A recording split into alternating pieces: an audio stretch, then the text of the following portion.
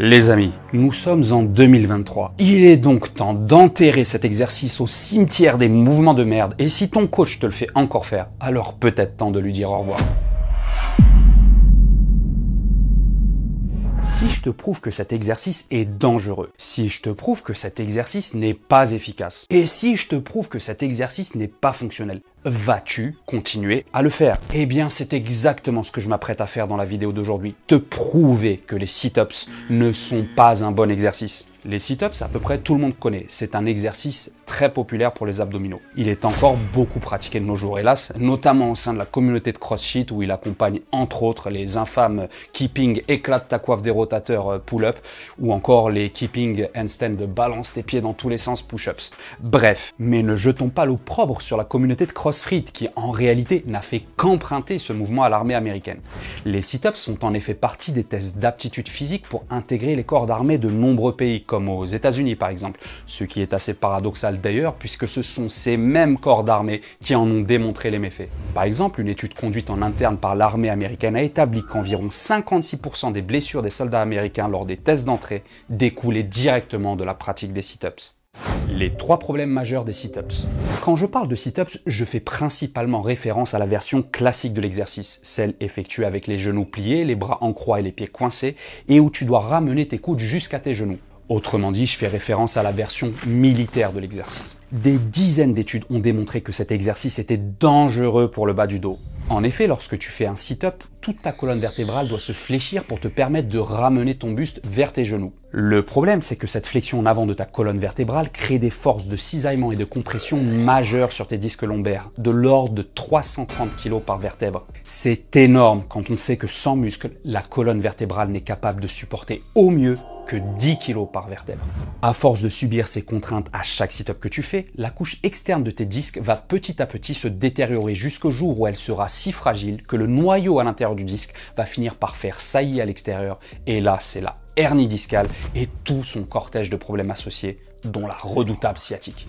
Dans une étude publiée en 2001, Callaghan et McGill ont ainsi calculé qu'une hernie discale survenait en moyenne au bout de 22 à 28 000 cycles de flexion-extension de la colonne vertébrale sans charge et au bout de 5 à 10 000 cycles de flexion et extension de la colonne vertébrale avec charge. Ça veut concrètement dire que si tu fais 100 sit-ups par semaine, tu as de grandes chances de souffrir d'une hernie discale au bout de 4 à 5 ans de pratique, en particulier au niveau de la vertèbre L3. Ça peut paraître long dit comme ça, mais crois-moi sur parole. J'ai 20 ans de pratique et si je peux te donner un conseil, c'est de ne pas sous-estimer l'effet cumulatif des répétitions de merde que tu fais et encore moins le phénomène d'usure qui en découle. Car tu n'y échapperas pas, aussi sain soit ton dos à l'heure actuelle. Car en plus d'être dangereux pour le bas du dos, les sit-ups militaires sont loin d'être l'exercice le plus efficace pour les abdominaux. Par exemple, dans cette étude ayant comparé 12 exercices pour les abdominaux, elles se sont avérées être l'un des exercices les moins efficaces pour travailler le haut et le bas du grand droit de l'abdomen et les obliques internes et sous la moyenne des exercices pour bosser les obliques externes. Bref, il n'y a pas à dire, il y a mieux. D'autant que d'après cette autre étude électromyographique, les abdominaux ne seraient actifs que sur 34% de l'amplitude du mouvement d'un sit-up, ce qui signifie que le reste du temps, les 66 autres % du chemin, ils ne travaillent quasiment pas et que ce n'est que l'élan que tu as pris au sol, suivi de la contraction de tes fléchisseurs de hanches, qui te permettent de finir de monter jusqu'à tes genoux, suivi de l'effet de la gravité quand tu commences à redescendre. En fait, sur un sit-up, tes abdominaux bossent surtout au départ du mouvement en bas, sur les 10 à 15 premiers centimètres. Et c'est pourquoi McGill et consorts proposent ce curl-up modifié car en plus de ne pas mettre en péril tes lombaires, il fait largement mieux travailler ta sangle abdominale qu'un sit-up standard. Voici comment le réaliser. Allonge-toi sur le dos puis plie l'une de tes jambes. Fais passer ta main opposée sous le bas de ton dos. Ceci fait contracte l'abdomen comme si tu t'apprêtais à recevoir un coup de poing dans le ventre ou à tousser. Cette étape de contraction volontaire est cruciale.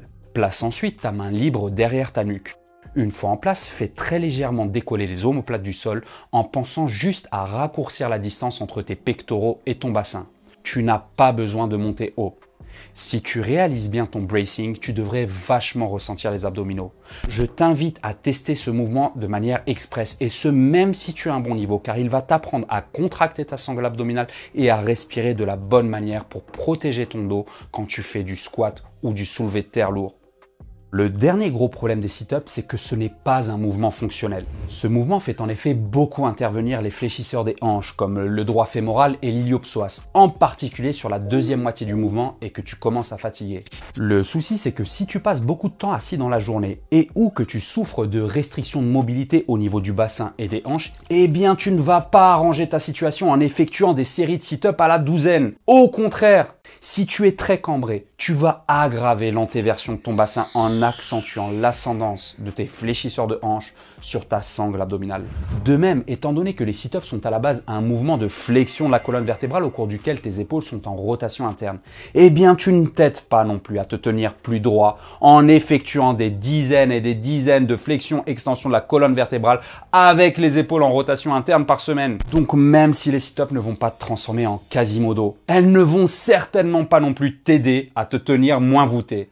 Alors bien sûr, si des coachs expérimentés regardent cette vidéo, ils vont me dire que le problème ce ne sont pas les sit-ups à proprement parler, mais plus le fait que la majorité des pratiquants de muscu, de crossfit et autres souffrent de restrictions de mobilité et d'un déséquilibre de développement musculaire entre leur chaîne avant qui est souvent surdéveloppée et leur chaîne arrière qui est elle souvent sous-développée. C'est pas faux. Il est effectivement super important de contrebalancer tout le travail en flexion de hanche que tu fais, notamment à travers les squats, la presse à cuisse et les crunchs, par un travail égal, sinon supérieur de tes hanches en extension, notamment à travers des mouvements comme le soulevé de terre, le good morning et tous les tirages horizontaux. C'est primordial pour ne pas te blesser.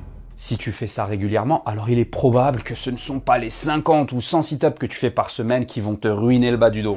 Après tout, des athlètes comme Manny Pacquiao ou Floyd Mayweather, pour ne citer qu'eux, n'ont a priori jamais eu de problème au dos, malgré des dizaines et des dizaines de milliers de sit-ups réalisés au cours de leur carrière. Cela dit, attention. Attention à ne pas te comparer à ces athlètes car leur vie a été construite autour de l'entraînement. Ils n'ont pas commencé le sport à 40 ans, en méformé avec du bide, souffert de lumbago ou de sciatique, ni jamais travaillé assis devant un écran d'ordinateur toute la journée avec un énorme stress à gérer au quotidien. Donc ton cas est probablement très différent du leur. Or, puisque l'on sait qu'il existe de meilleures alternatives au sit-up pour les abdominaux, des exercices à la fois moins risqués, plus efficaces et plus fonctionnels, je te pose la question. Pourquoi s'entêter à en faire ? Eh bien, ce sont précisément ces exercices que je t'invite à découvrir dans cette vidéo.